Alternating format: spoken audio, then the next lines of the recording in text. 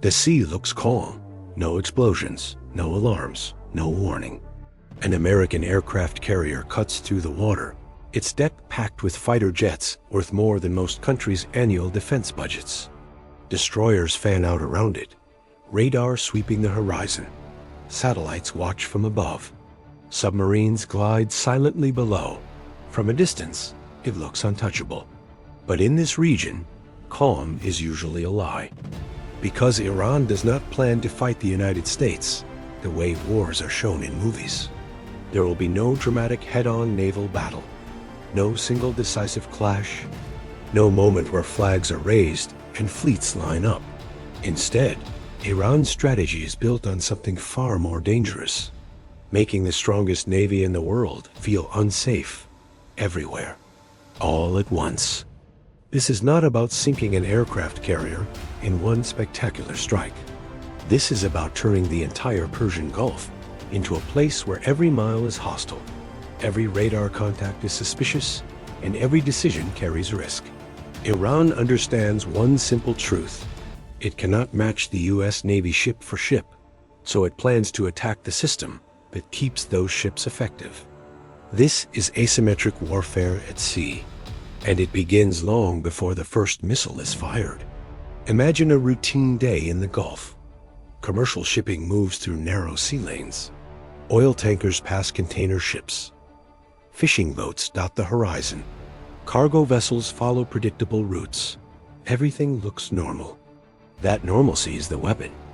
Iran's doctrine blends civilian traffic with military intent so tightly that separating one from the other becomes nearly impossible.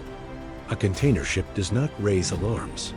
A merchant vessel does not trigger missile defenses. Until it does. Hidden inside ordinary shipping containers are launch systems designed to transform commercial vessels into missile platforms within seconds. A door opens, a launcher rises, a missile ignites. No warning time, no clean battlefield, no easy response. And this is only the opening move. Because in Iran's strategy, no single attack matters on its own. What matters is saturation, overload, confusion. The moment one threat appears, dozens follow. Tactic 1. The swarm. Iran's most famous naval weapon is not a missile or a submarine. It is numbers. The Islamic Revolutionary Guard Corps' Navy operates hundreds of small, fast attack boats. They are cheap. They are fast. They are expendable.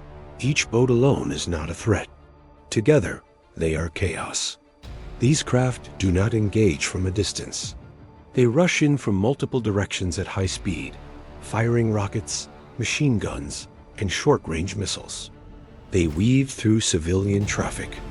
They approach from blind angles. They force defenders to make impossible choices. A U.S. destroyer is built to fight other warships, aircraft, and missiles.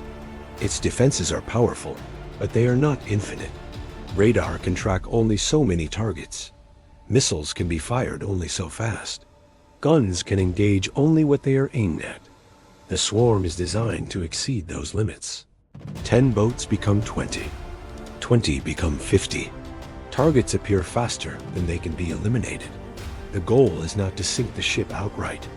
The goal is to distract it long enough for the real weapons to arrive.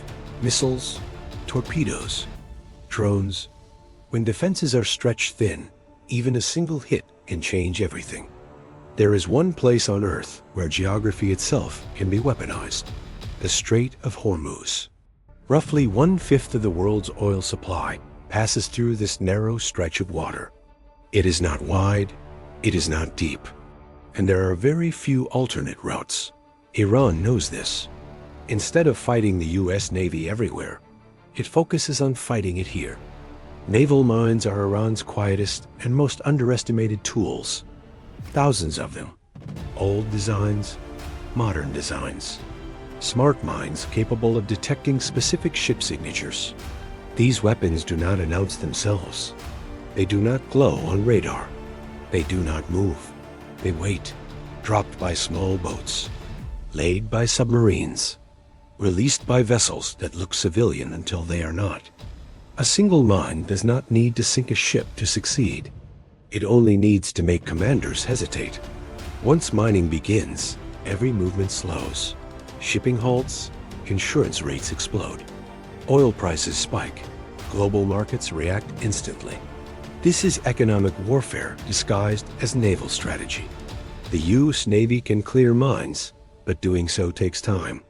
And time is exactly what Iran wants. Look at Iran's coastline on a map. Mountainous, rugged, irregular, perfect, hidden. Among these cliffs and valleys are mobile missile units. Truck-mounted launchers that appear, fire, and disappear before retaliation arrives.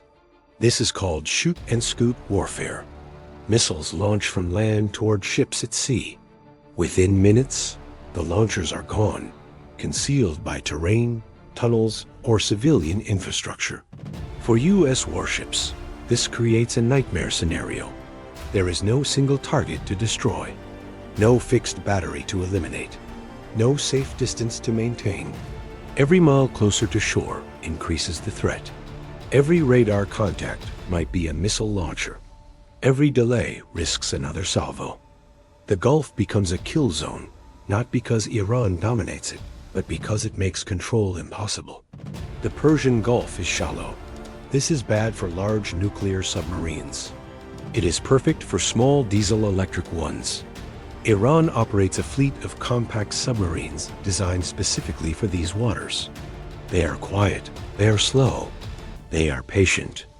Instead of hunting aggressively, they lie in wait on the seabed. When a high-value target passes overhead, they strike.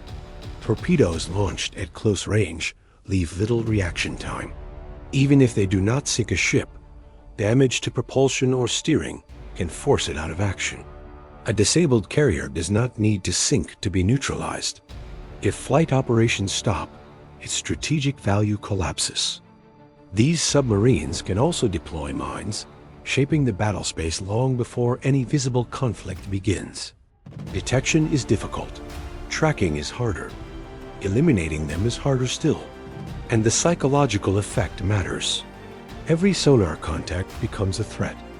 Every unexplained sound becomes danger. Iran has invested heavily in unmanned systems.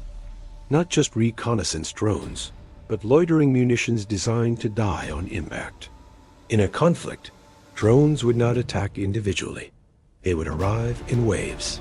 Some would scout. Some would jam sensors. Some would strike radar arrays, communication antennas, and exposed deck equipment. The objective is blindness. A fleet that cannot see clearly cannot defend effectively. A carrier that cannot launch aircraft becomes a floating target. Drones are cheap compared to missiles. Losing them costs little. But forcing defenders to expend expensive interceptors is a victory in itself. This is a war of attrition disguised as technology. Ships do not fight alone. They rely on ports. They rely on air bases. They rely on fuel, ammunition, and command centers. Iran's missile forces are designed to target exactly these nodes. Bases in Qatar, Bahrain, the UAE, Iraq, and Kuwait sit within range of Iranian ballistic missiles. These are fixed targets. They cannot move. They cannot hide. A coordinated strike does not need to destroy everything. It only needs to disrupt operations long enough to strain logistics, damage runways, slow air operations, hit fuel depots, limit sortie rates, struck command centers, delay decision-making. If ships cannot resupply, they cannot stay forward deployed. Iran's missiles are dispersed, mobile, and protected by hardened underground facilities. Launchers emerge, fire, and vanish. The aim is not total destruction. It is sustained pressure. Iran rarely acts alone. Across the region, allied groups extend its reach far beyond its borders.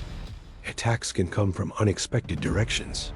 Missiles launched from the Red Sea, drones from deserts, rockets from border regions. This creates strategic ambiguity. Who fired first? From where? Against which target? Every response risks escalation. Every escalation risks widening the war. This uncertainty is intentional. Iran's strategy is not about defeating the U.S. Navy outright. It is about denying it freedom of action. If operating in the Gulf becomes too dangerous, too costly, too unpredictable, then deterrence shifts. Even temporary disruption can have global consequences. Energy markets react. Allies feel pressure. Political leaders face difficult choices. This is warfare designed for the modern world, not about flags and territory, but about leverage, perception, and risk. Tensions in the Middle East do not exist in isolation. Every movement is watched. Every exercise sends signals. Every deployment is analyzed. Iran's tactics are not theoretical. They are practiced, tested, refined. The question is not whether these capabilities exist. The question is how far each side is willing to go before pulling back. Because in this kind of conflict, there are no clean victories, only consequences.